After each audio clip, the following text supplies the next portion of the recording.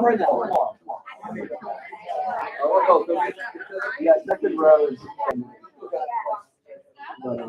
Yeah. You can do more.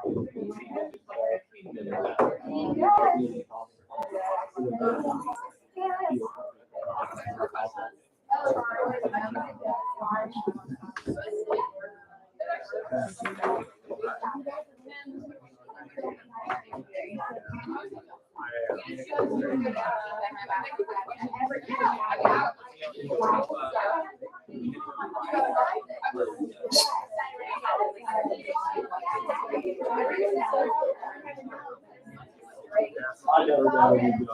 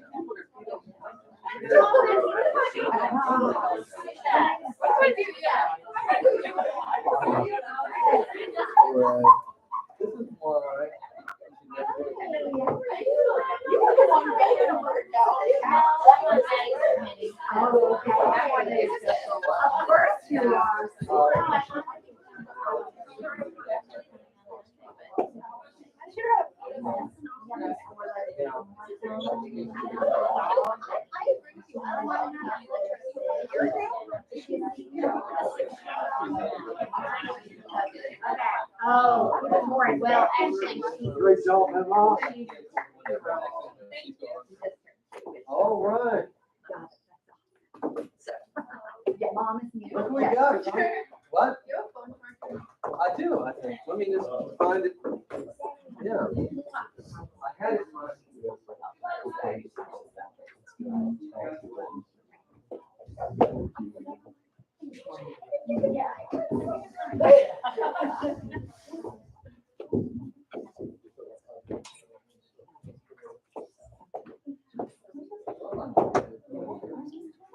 She should be coming. She's on her way.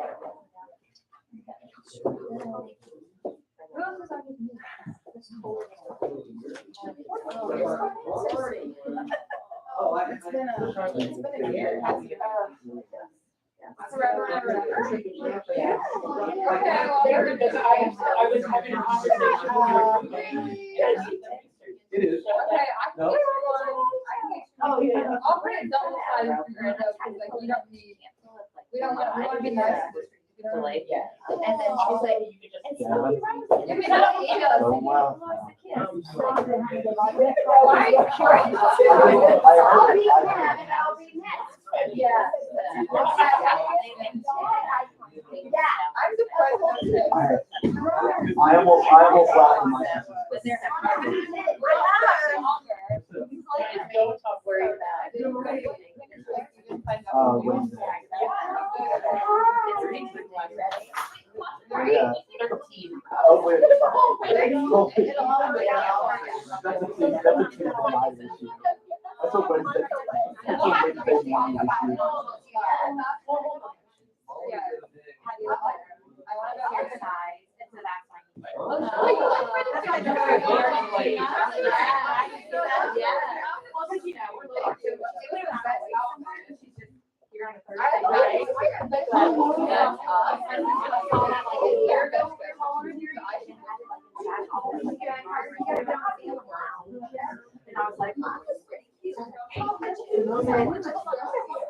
I usually do, but I'll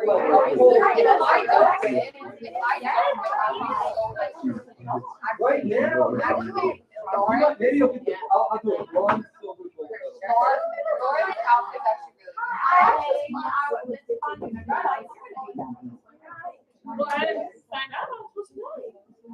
I mean, I would have told you, but I don't think I had a full day of attendance for a couple of days. I mean, we all know. We all know. And I don't even have. Oh. Just getting ready to call you. You can move the center seat here. There you go. So Maddie, one of those Maybe things. some more. Oh, we can. There's a We lot might of start those doing things. this. I don't want It's someone. one of those ones. We have nail schools and the cell phones trying to stick in the pockets. I'm like, I see. You got that. You're the highlight of my day. Yeah. I'm sorry. Everything just like the end of my day. I get to see you. I get to see this. This is the trauma I got lifted. I'm trauma. So you're related to this. Or you'll just be like, this is light compared to it. This is all white stuff. Oh my gosh. Yeah. No, I just saw it. I saw Gonzalez and walked in. Yeah, I was like, and he's like, yeah. Oh no, I'll take this. He's like, oh, okay, yeah, what's that? I was like, why do all of them are interesting ones? I was like, this was this. I said I've had serial killer twice, serial shootings with that ball. So I was fucking off for 3 years. I was like, normally. Okay. And violence in the media, child abduction. Make sure that, He was just like, I want to. I Text her, make sure she. I don't think it's like, I think Charlotte's texting her.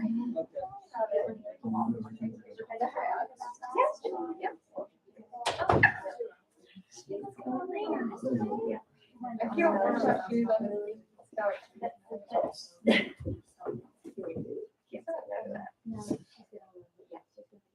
Got about 2 or 3 minutes. It'll be kind of boring. I know. They shouldn't be there. Yep. Back and forth. Hey. Back.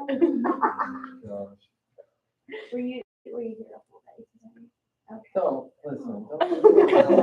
She doesn't, Ma. I mean, we have to worry. I was freaking Hey. Made a 100 on my math quiz. Whoa. That's still to be. Who are you sitting next to? Oh, I made it 100. Oh, I made it 100. Who are you sitting next to? Well. Neely David. We'll say you're from the study hall. Study hall is the study hall. You're from the snake town. I forget I know you. And you're on camera. Where's the camera? Anyone else? Need something? This morning? Okay, you're gonna have to sit. Cherry. Oh, you left your house. I'll do it. it. I'll I'll do it. promise. I'll be good. I promise. Right now. I was doing a lot of puzzle privileges because I knew they needed to turn in work. And I said, you go turn in some math and then you can come back. That was really? Yeah. Who's on your shirt? No. Do you like mine? Oh. The champion. That was a great design, by the way. That's one of my favorite shirts we've done. Hey, look at this, showed up late. Wait. The defense is over. She's already finished. It's over. I wish. I didn't think it was. I will. There we go. I'm gonna fit in so much trouble. Yeah, I got you. Come on, move up.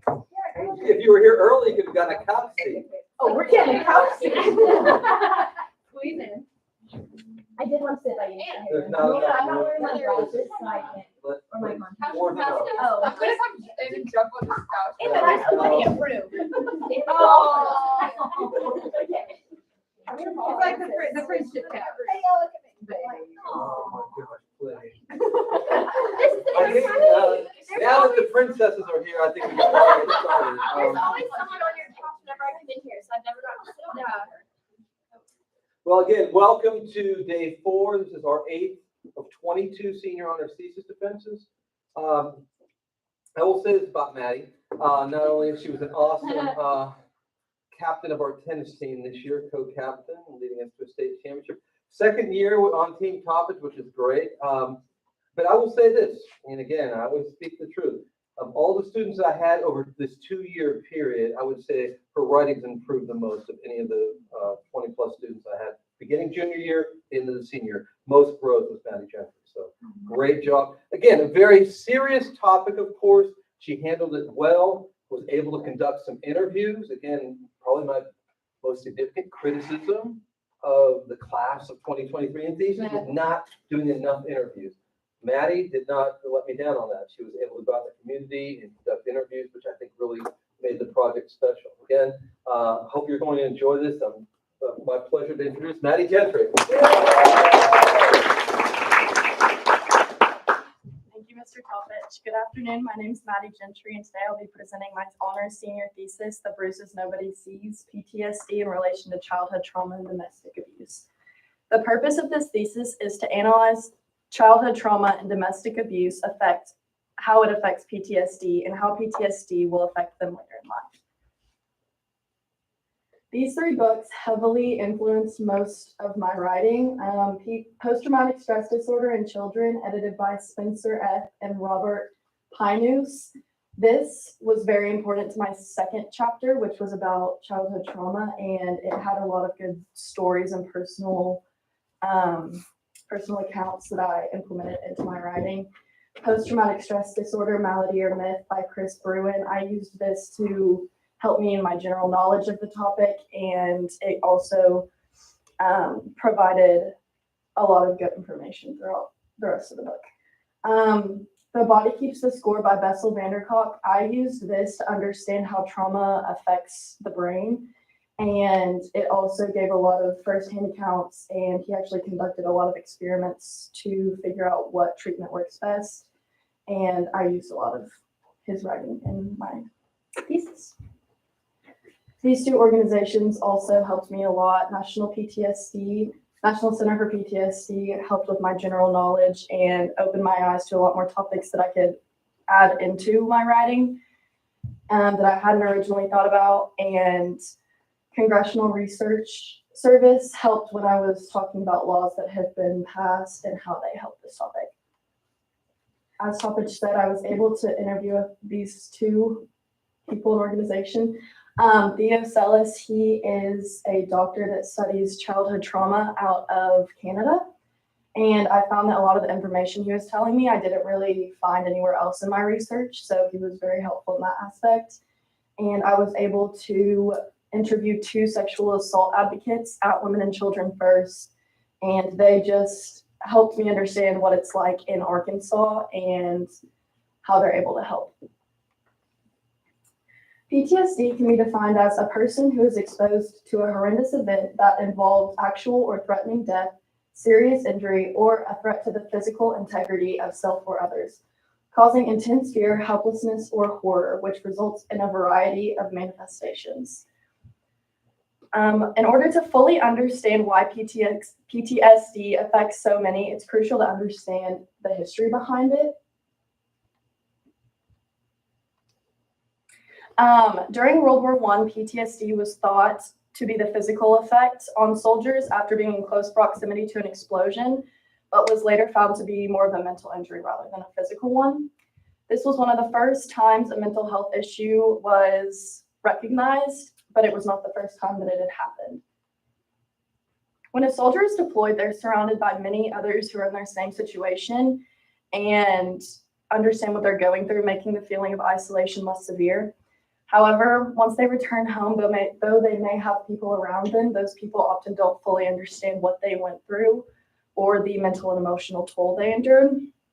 In some cases, this can leave veterans feeling as though they do not or cannot fit into society normally, and they are no longer soldiers on active duty, but they don't really feel like citizens anymore. With such unfortunate circumstances, and often no one to talk to, some discover short tempers and little patience for others. These subtle changes in personality can also begin to push people away that are just trying to help, leaving soldiers lonelier than before. After returning home from deployment, some may also feel extreme stress, some even beginning to lose interest in old habits, leaving them nothing to integrate back into society with. In the case of many veterans, their injury is often not only mental, but it's also physical. Whether it be physical injury or the loss of a limb, they're continuously reminded of their trauma, and when this occurs, it makes recovery significantly more difficult and can increase PTSD symptoms. The science behind PTSD has primarily been collected in the last few decades. due to the further discovery and naming in the 1980s. However, many signs pointing to PTSD are often diagnosed individually rather than as a whole. So if somebody's getting treated for only stress, but they actually have a case of PTSD, they're not being treated properly. And this can increase the duration of their treatment. Similarly, when there are prior mental health issues, it's important not to only treat that one. It's important to treat the disorder as a whole with the prior mental illness in mind. When PTSD occurs, it has the potential to heavily affect the victim's cortisol levels. Cortisol is a chemical found in every human body that helps regulate hormones. When lower levels of cortisol are found, it typically is associated with symptoms of avoidance, withdrawal, and isolation. On the other hand, higher levels of cortisol can consistently trigger the fight, flight, or freeze response, reducing overall brain functioning.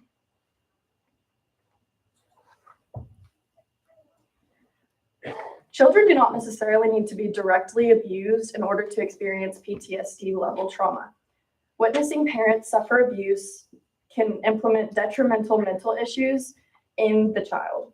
This can make it difficult for the child to differentiate right from wrong, especially when they're younger, as well as increase the risk of anxiety and depression. Seeing this behavior oftentimes will carry into their child's future relationships with their spouse. When a child witnesses extreme violence, such as homicide, they're exposed to all sensory modalities. They vividly remember everything they saw, heard, felt, and smelled, both emotionally and physically during the event. After a child witnesses traumatic experiences, they will often express their feelings in different ways than adults do. For example, a 7-year-old watched as her father strangled her mother and then carried her lifeless body into their bedroom. Following this, she made all of her friends play the mommy game, and when she would describe it to them, she would say, "You're the mommy, you play dead, and I pick you up." Another example of this happened after a mother was shot by her ex-boyfriend and her 11-year-old witnessed it. Her 11-year-old daughter had a dream that her entire extended family was lined up as a firing squad ready to execute the killer. She later drew this picture, describing her dream. This furthers violent thoughts in the children that can dramatically affect their life and future relationships as well. Children demonstrate symptomology fulfilling four main criteria for PTSD after witnessing something extremely traumatic. Firstly, after the child has observed the event, they will often explain it as so upsetting as to never be forgotten. Secondly, the child will re-experience the trauma, which typically shows in nightmares, intrusive images or sounds, and forms of traumatic play. Third, the child may begin to show signs of emotional or physical numbing. This can occur through the child becoming increasingly stubborn or mute behaviors. Fourthly, a child, like adults, may be susceptible to sleep loss, which can affect their development, influencing the child's availability to cope properly. When a child experiences abuse, they often show signs much differently than adults do. One of the most important signs being creative outlets, such as drawing. In some instances, therapists or investigators can use drawing to view what the child is feeling or thinking without having to have them verbally explain it. One can simply ask a child to draw a family portrait or draw a specific person to see how the child reacts to it. Oftentimes, in more violent physical damaging acts the person creates, the theme of the child's drawing will grow more intrusive and traumatic. Short and long-term effects of this can be self-blame, effects on their adult life, loss of memory, relationship struggles, and in severe cases, muteness.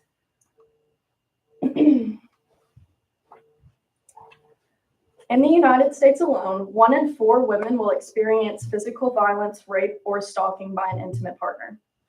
Women in particular are most likely to experience sexual violence at the hands of an intimate partner. Globally, 1 in 5 women will experience completed or attempted rape at least once in their lifetime, while 35% experience intimate partner violence, or IPV. In most cases, IPV, the incident is unlikely to only occur once. In addition, most women do not report their experience, with 39% of IPV cases going unlegally documented.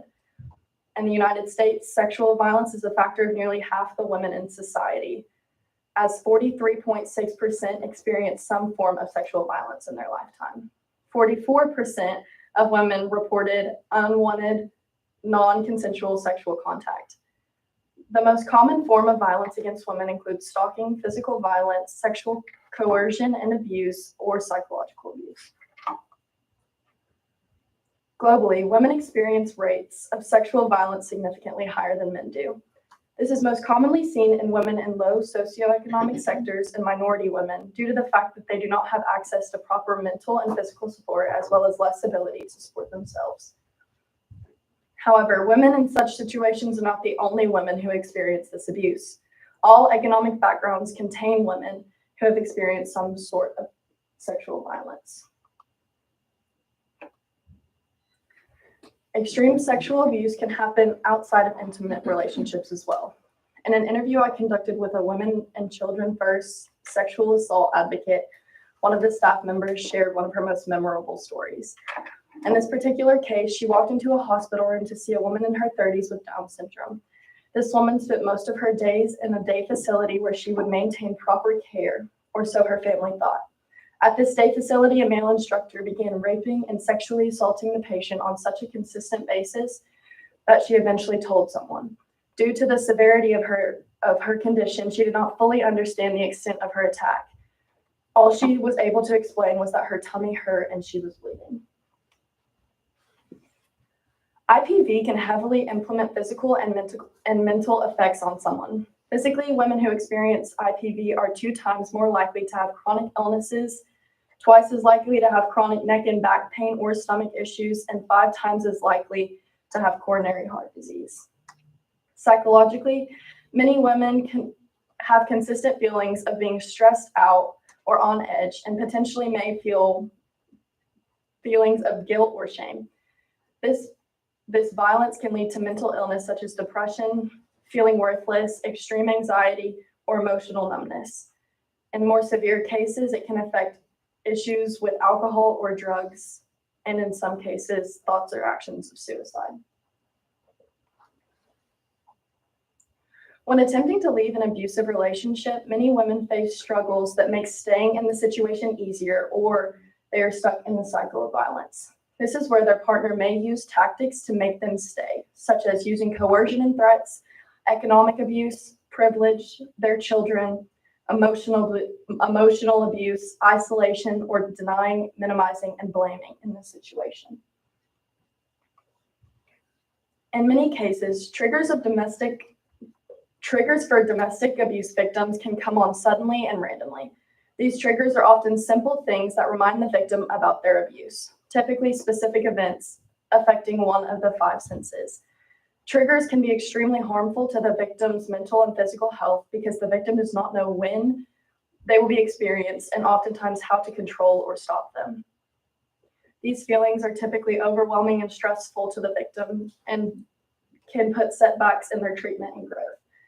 Triggers may include the sound of yelling, breaking glass, doors slamming, couples arguing, the smell of an abuser's cologne, the taste of blood, a simple touch from people like the pat on the back or a hug, and innocent questions like, what did you do today, or who were you on the phone with? When attempting to treat PTSD resulting from IPV, frontline trauma-focused PTSD psychotherapies have been shown to improve treatment. These include therapies such as cognitive processing therapy, prolonged exposure, eye movement, desensitization, and reprocessing. Cognitive processing therapy is essentially a way of understanding traumatic thoughts and why the victim is having them, evaluating them, and deciding what's the best way to change them. A question I found most prevalent in the writing of my thesis is, can PTSD be prevented? The answer is, as long as there is trauma, there is a potential for PTSD. 7 out of 100 people will experience PTSD at least once in their lifetime. Teachers, administrators, and counselors all are under enough stress in their daily lives with their jobs. However, they have the power to potentially remove a child from an abusive or neglectful environment. It is essential to the child's safety that the signs of abuse or neglect are noticed and reported, whether it be physical, emotional, or mental. When instances of abuse are found to occur, it is most important to understand what to do in this situation and address what's going on in the family. If the child is clearly being neglected, it can benefit the child in many ways to find organizations that can help and support their family best. The best way to prevent child abuse and neglect is to support families and provide parents with the skills and resources they need. If the child seems to be experiencing child abuse, it's important to determine whether the student can be removed from this situation and the matter can be handed over to law enforcement. In severe situations like child abuse, it's not necessarily the school's job to fix the issue, but they can play a key role in helping solve it by identifying and reporting. Signs in schools can be anything from fighting to problems with authority, inappropriate discussion topics, and abnormal attendance in school. Psychedelics are a newer and less traditional treatment option that is still in the testing stages.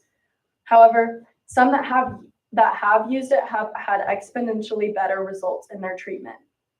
This option helps their patients talk to the therapist in psychotherapy sessions, which can open the patient's mind and reach memories they had suppressed prior.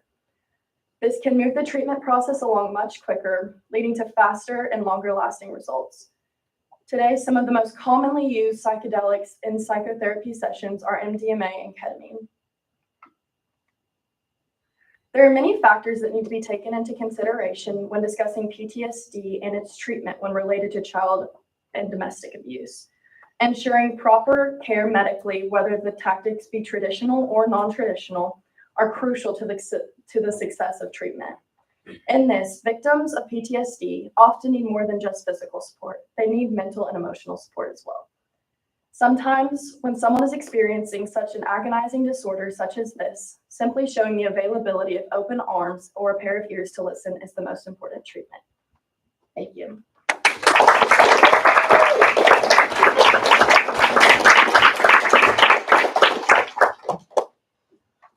How much of a factor is economics, especially in regards to women returning to abusive relationships and women from lower socioeconomic backgrounds, maybe police not responding as much, the court system not reacting? How much of this class play into this in economics? I don't know if necessarily class plays into it, but a lot of my research did show that women often do go back to their relationships. I think most women go back 8 times before they permanently leave. And I talked about that a little bit in my thesis. I just wasn't able to add it in here. Also with the laws that have been enacted. The Violence Against Women Act has helped a lot, but there's still a long way to go. You mentioned some of the possible suggestions and recommendations.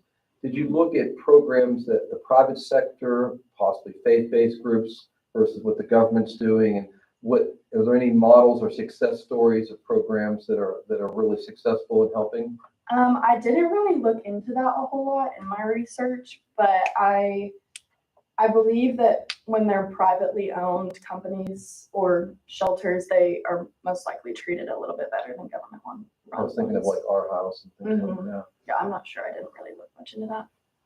Hi. Great job. Thank you. Dark topic, but the Yeah. dark topics tend to, spark the conversation and the curiosity. So, I mean, there's going to be something, yes. I just wondered if you saw the age of the child experiencing PTSD, like we would understand it, a 3-year-old, 4-year-old, their picture would be different than like that 9 or 11-year-old who could verbally say like what they saw. Did you see just a thing, or do you want to expand on just the ages? Is there a window that's like more severe?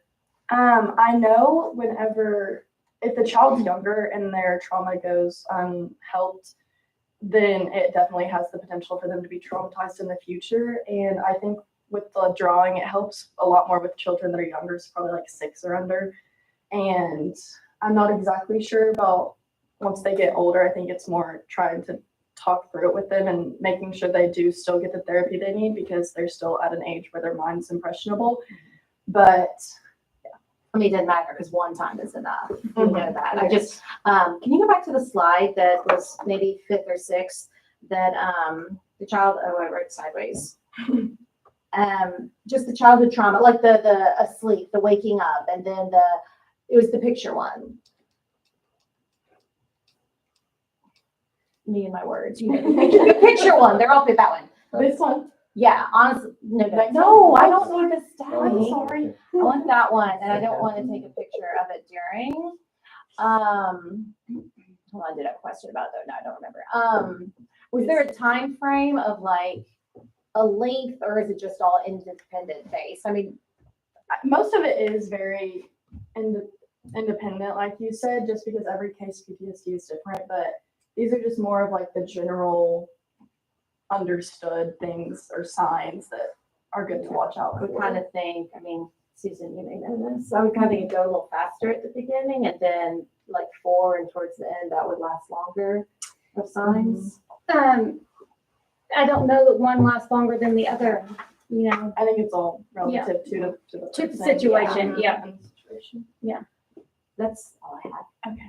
Well, I won't put you on the spot with questions, but I do want to say that I am thrilled that you have so many of your peers here that are going off to college, because I think there are so many signs and things that they will keep in the back of their head when they're meeting new people, and learning how to interact, because, you know, we have the PA bubble here. And so I do think this is such important information, especially as you're going out into the world.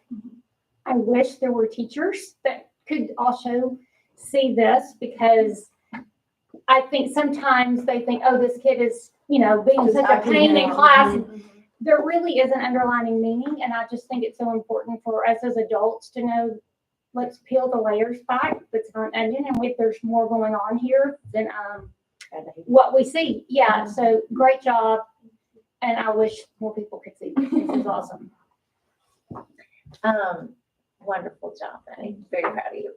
I'm just, my thoughts were just, I was wondering if you, as you came across all your research, was there any particular reading or facts that you came across that really stood out and surprised you? Obviously you came across a lot, but I mean, just Yes. something that you just really kind of took you back that you didn't I really think think about before. probably the most impactful thing that was one of my interviews, it was with Women and Children First, just hearing like some of the situations they walk into, and when she was telling me what they go through, like they just get a call and they have to go to the hospital, and just not knowing what you're walking into, it could be anything, and I don't know, that will definitely stick with me for a while. Yeah, yeah. Did in your interview, did they talk about any of the type of treatments? You referred to the psychedelic treatments. Did they Mhm. refer to any of the type of? So treatment? Women and Children First, their main objective is just getting them out of that situation and trying to get them somewhere else. If they're staying for a while, they may try to talk through the victim's trauma with them, but they don't really go, their sole purpose is not really to treat people, it's to get the victim to where they can be treated or where they're Right. safer. Right. And I know with children, a lot of the therapy is art therapy, Mhm. which that picture, picture paints a I'll thousand chime words. in here. Coach, remember Catherine Harris, valedictorian 2000? That's what she does for a living. She was our valedictorian. She went to Rhodes College and got her master's degree, and she specifically works with trauma victims and does art therapy. Art therapy. I, why I didn't, Thanks so much. yeah.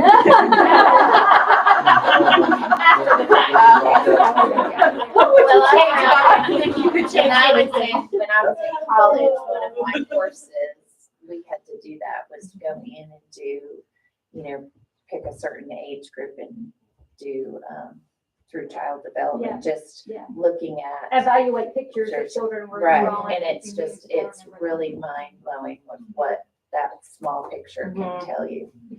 So, great job. Thank you. Yeah, you did a great job. Fantastic work. This is a pretty heavy topic. Just even as you're doing your presentation, seeing some of the images it's kind of difficult.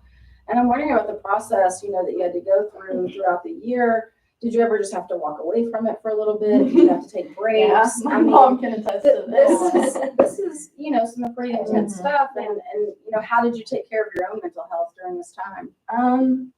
Well, I think one of the first books that I introduced, it's The Body Keeps the Score. A lot of the things that he was talking about, there were times when I would just have to put the book down and walk outside. You probably experienced some of these. I mean, like you probably did. There were moments that you like. Lack of positive emotions. Yes. Yeah. for sure. Or just not sleeping well. And Yes. That's hard to read It about. is. It was a lot. I feel like my second chapter was definitely the most difficult to write because it was very difficult stuff to read about. I mean, it's hard to read about even when it's in adults, but when it's in children, it's just not fair. And so it's very difficult to hear what some of these children are having to go through.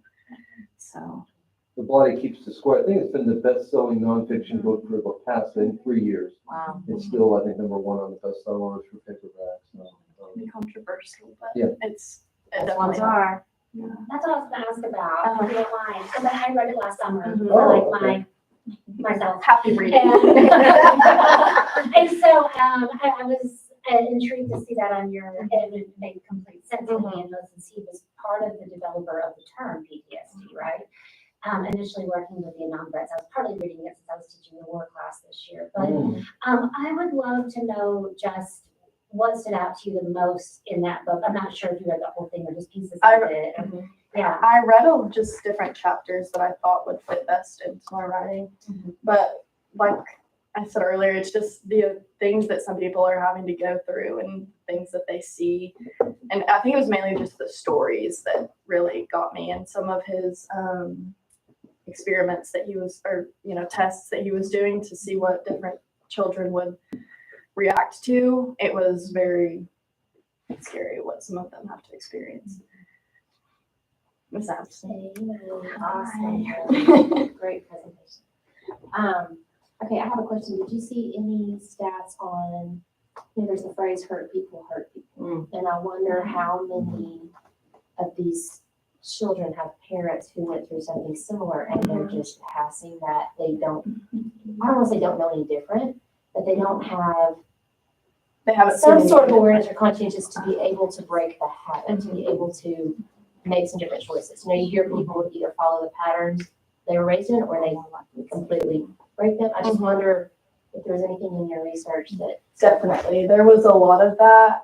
In my abstract, actually, I talked about how it can turn into a generational trauma just because these children see what their parents are doing and then take it into their future relationships. And they really don't know much different. It's the only thing they've seen throughout their childhood. So, Charlotte. So if you could create one policy to specifically protect and help children, and you could write it, and it could be all your own. Well, it would probably be more towards punishing the offenders so they don't reoffend. That's part of what the Violence Against Women's Act does, but it's still people are still reoffending. So I feel like stop the problem at the source, honestly, and just try to stop it there. I was going to ask a similar question because I loved being in your peer editing group at the time that I was until Thomas moved us.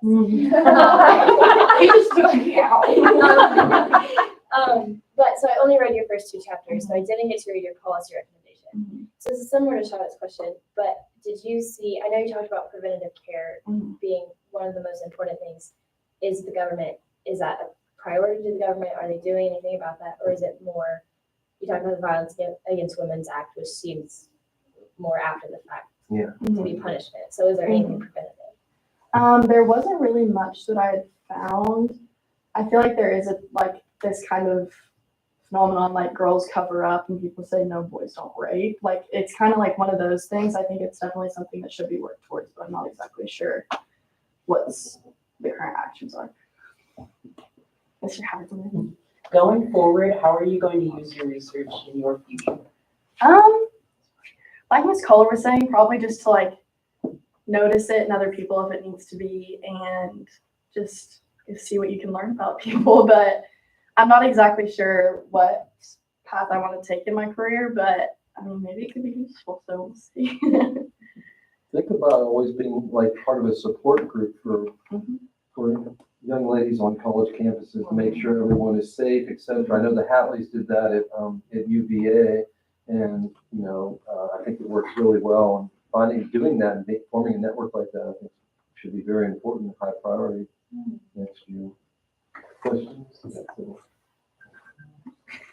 So like kind of going off of what like Emma Mom said about so like there's also the phrase like the abuse becomes the abuser, and so like I was wondering if you stumbled upon any research that like talked about how like maybe percentages of like how many people actually end up breaking the cycle versus like how many people actually like turn to I don't know fall into the habits that like the people before them once did. I don't know any specific numbers or statistics, but I do know that it's much more common for the cycle not to be broken than it is to be broken, just because you can see it throughout a lot of generations usually, and then it'll kind of stop maybe, but just the fact that it has to go through so many generations to make it to that point is absolutely. Okay, so I feel like, I'm not sure if this is more of a comment or turn it into a question, Okay. but I feel like I'm sort of putting together, it seems like through a few of these projects, and I don't know if this is a cultural thing with us, but we seem to be missing the prevention approach, like whether it's abuse, whether it's healthcare, whether it's, because I think yours kind of ties in with Molly. So I'm just trying to figure out, is this a cultural phenomenon that we're missing out on and we're waiting until there's this problem instead of identifying the root cause and as a society going in and making that the priority? I feel like it probably is definitely a societal issue. I didn't really do much research on that, but I feel like you said, we can see it in many different people's thesis. It's less of a preventative, yes, more of just trying to fix the problem later. I do kind of wonder about the breakdown of the family unit, right? And so many. And how that erodes just from the very, very beginning. So many opportunities for prevention, and it just seems like we're not prioritizing. Like, I saw one of your slides that had a picture that talked about recorded rape rates across the world in each country, and the U.S. was very bright red. Countries. Is that more on a basis of reported, or do you think that that's actually a more holistic in that the U.S. actually promotes reporting more than a lot of less more developing societies? I think it's probably just reported cases, because the United States really, it's definitely on the list of the country with highest rapes, but it's definitely somewhere in the middle. There are many countries that have a lot more than us. So I think it's probably just a lack of reporting by other countries rather than the US just is astronomically higher. One more issue, you might have actually mentioned this, but do you actually ever recover? Do you actually overcome this at some point? Is there any studies that have shown, is there a recovery from PTSD, or is it with you for the rest of your life?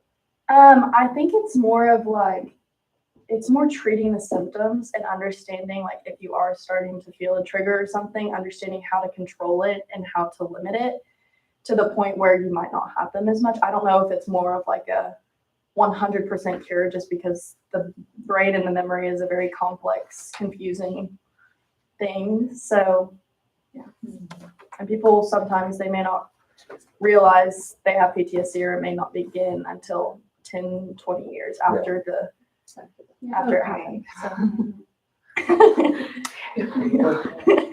I was just gonna say, super proud of my baby girl. So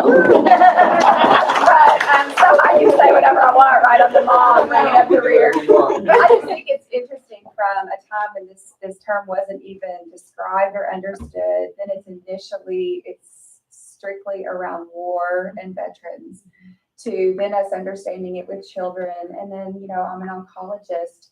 A patient has a cancer diagnosis. Every time they come see me, they have PTSD, right? Every scan. So I think it's more ubiquitous than we realize.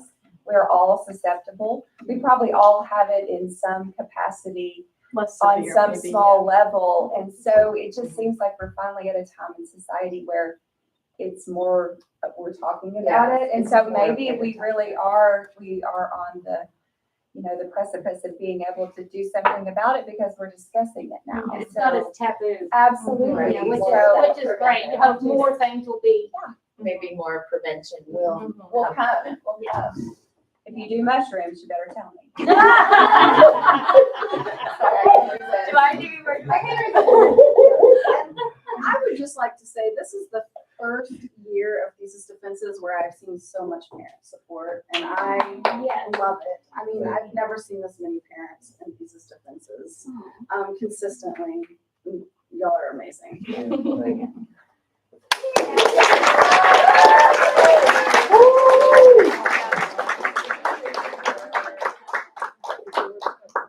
Okay, let's get up here, team.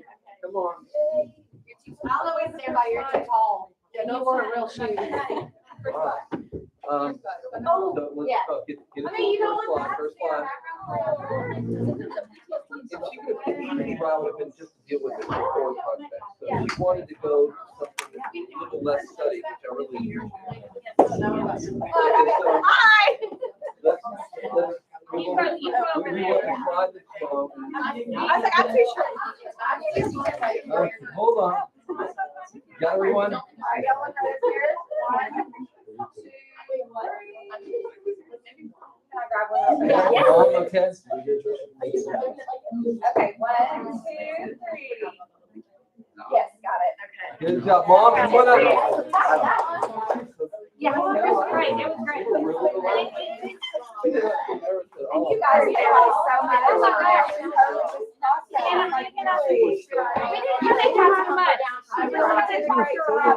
She called that woman we were on a family vacation and she missed about 4 hours with us because she stayed and did her Oh.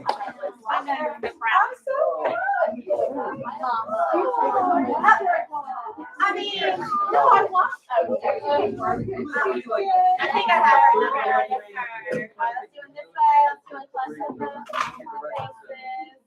We can add this to the order. I told her. I love it.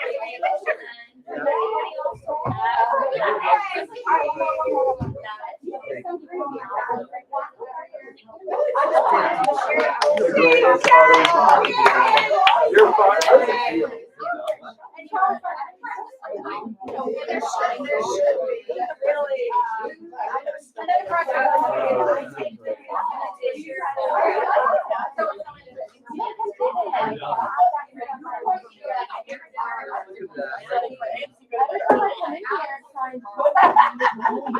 You ready for high school?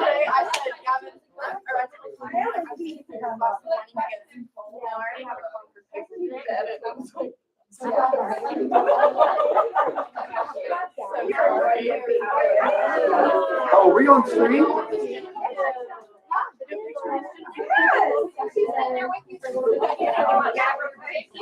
Oh, Gavin, yes. Hold on. I made a picture of Well, I do that. I'm like, yeah, we're not quite there yet. Here's But something. you will. Maddie wants to Or share. we're on the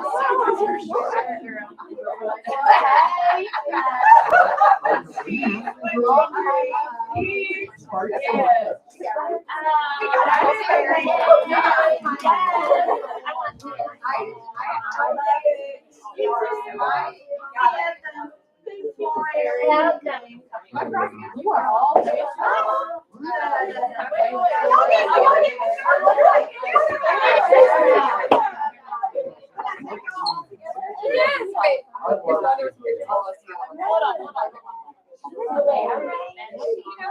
There really were times where she Green is the was move, out, Maddie. she Yeah. was- Okay, me next. And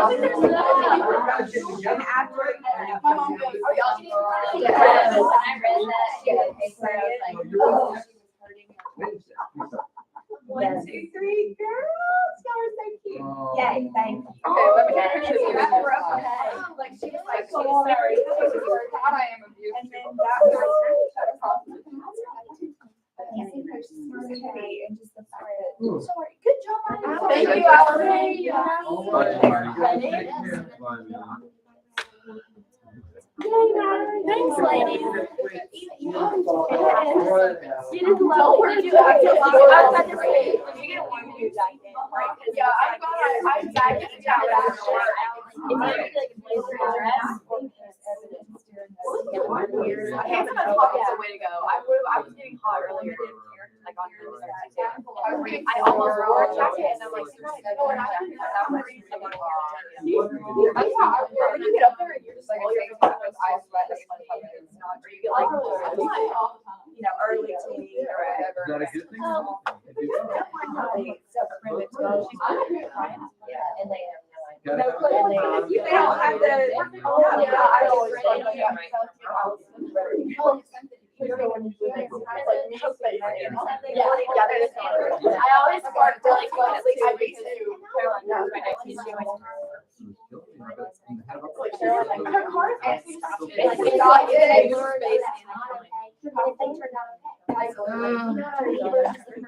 people can't mind it's like, sorry. Everyone is like, yeah. Embarrassed. I can think about it now. Yeah, so I don't